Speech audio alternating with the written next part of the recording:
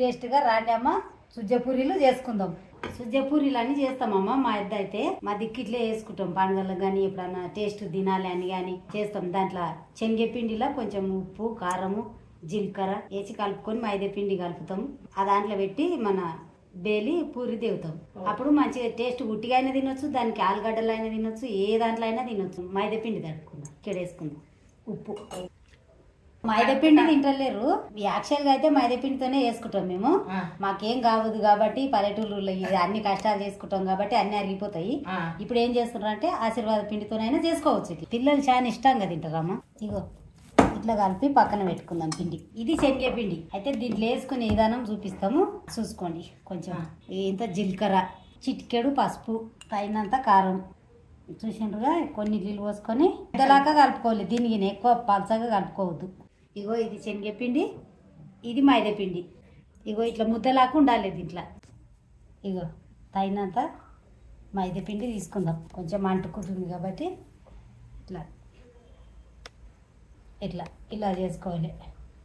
కొద్దిగా శనగపిండి ఇట్లా తీసుకుందాం. ఇలా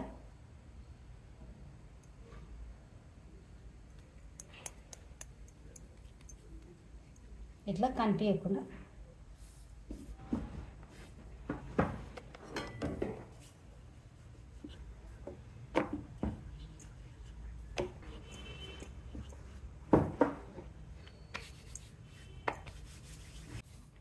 ఇగో ఇలా దులుపుకునాలి అన్నట్ల. పిండి మన ఆయిల్తో చేసుకుంటే కొంచెం అతుకుంటుంది కాబట్టి పొడిపిండి వేసుకోవాలి.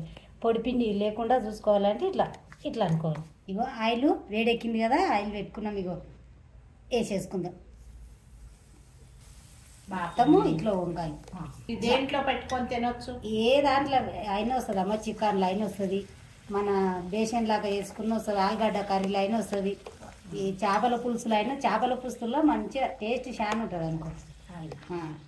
నేను కాకపోతే చేపలు తినాను కాబట్టి ఇట్లా చేసేస్తా. మంచిగా కలవాలి అన్నట్లు. ఎందుకంటే పై పిండి కాలితే లోపల పిండి కాలి మంచిగా కాలుతుంది అన్నట్లు. ఎందుకంటే పిల్లలు కదా తింటారు కదా, టేస్ట్ ఉండదని మోషన్స్లో అవి అవుతాయి.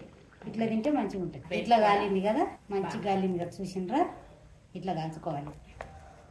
ఎక్కువ కాలింది అనుకో నల్లగా వస్తుంది. ఇగో ఎంత ముద్దుగా వంగినాయి చూడండి సుజ్జ పూరీలు.